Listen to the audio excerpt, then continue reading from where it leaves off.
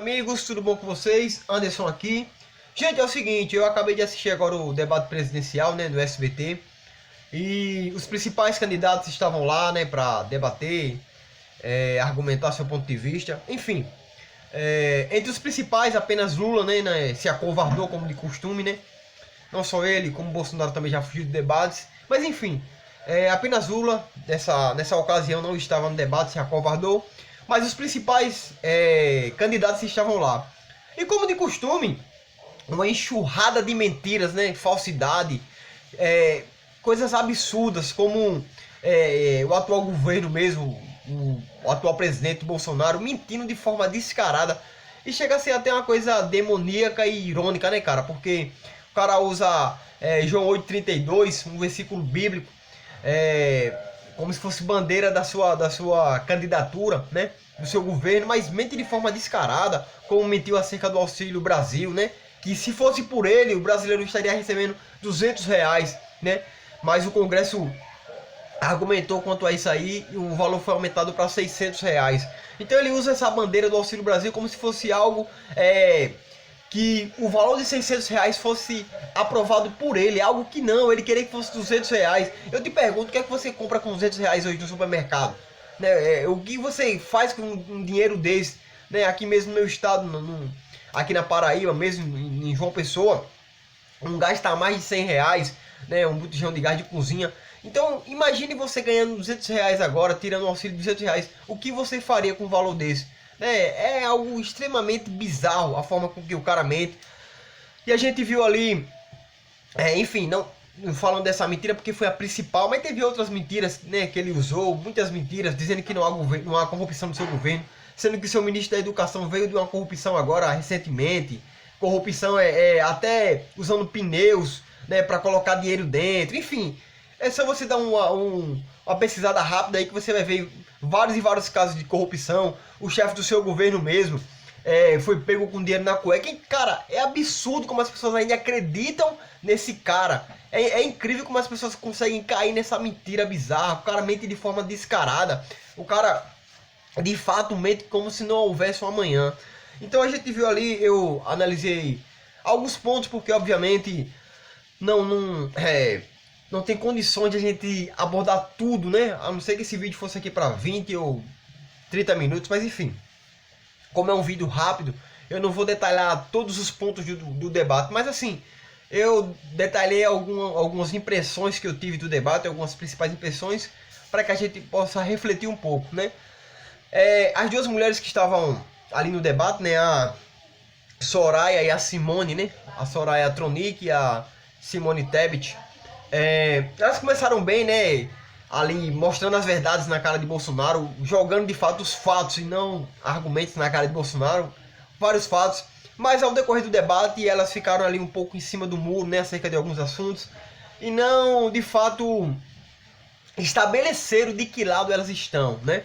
Qual o seu posicionamento político de fato. Ficaram ali em cima do muro. Teve até uma parte que a Simone ela falou que era feminista, mas que não apoiava o aborto, sendo que a maioria, não todas, né?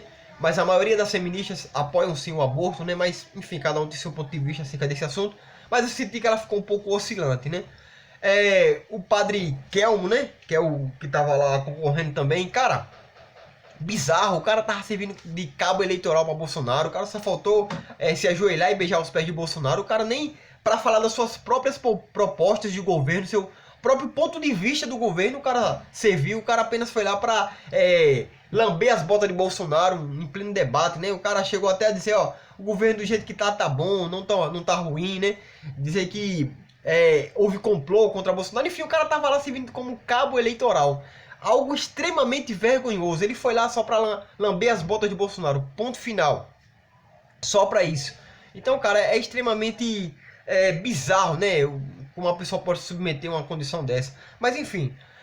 E também teve alguns... Mas lembrando que essa minha análise é uma análise imparcial, né? Não estou aqui declarando voto a ninguém.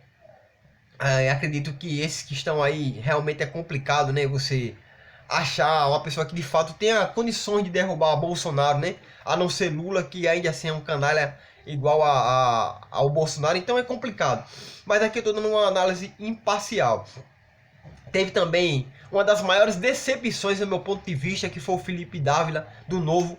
O cara se acovardou de uma forma terrível, cara. Ele sequer falava de Bolsonaro, ele sequer citava as corrupções de Bolsonaro, ele sequer atacou com a verdade de Bolsonaro.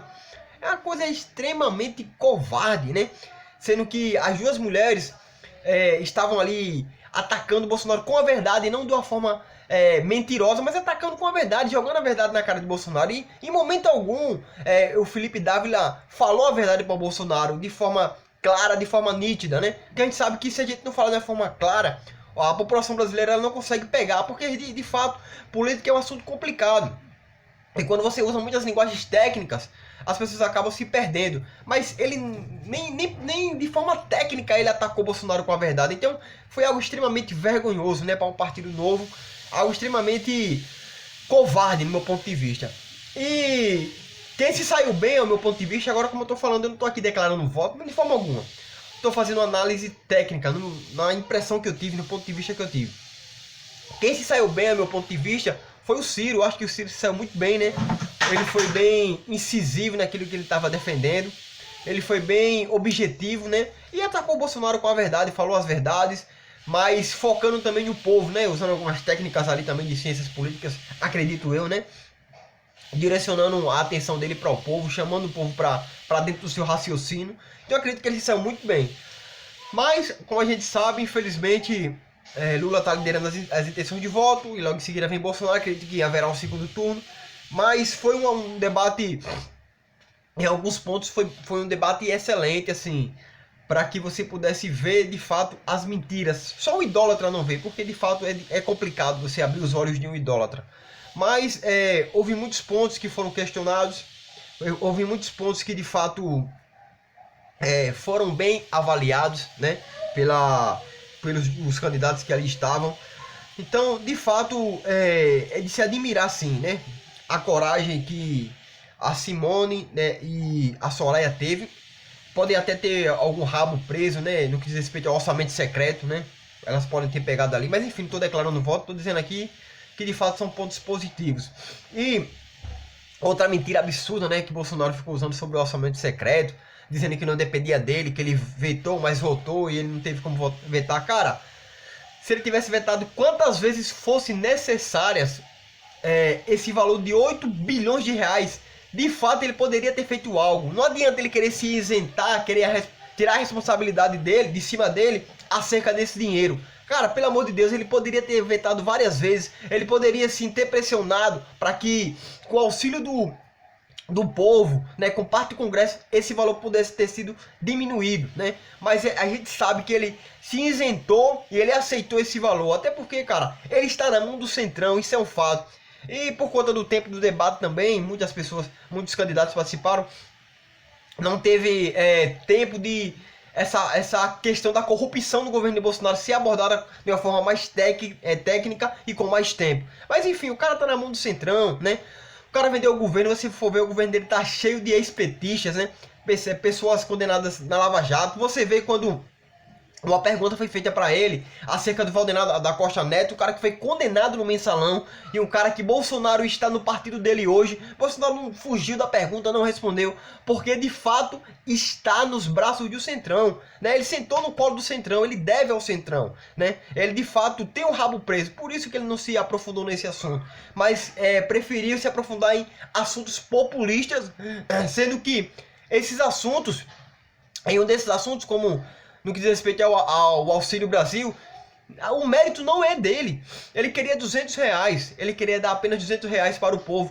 E o Congresso foi lá, pressionou e conseguiu o valor de 600 reais. Então, cara, chega a cansar, chega a revoltar, porque de fato é muita mentira, cara. É muita mentira de forma descarada, é muita sem vergonhice, é uma coisa revoltante que a gente vê nesse atual governo, né, e nessas atuais eleições. É uma coisa extremamente bizarra, extremamente revoltante, mas que a gente possa abrir a consciência, tirar a idolatria, como eu sempre falo aqui no canal, pensar, repensar, cara, e de fato dar a chance para um novo, né, para um novo governo, para um novo ponto de vista, porque de fato Lula e Bolsonaro não dá, cara.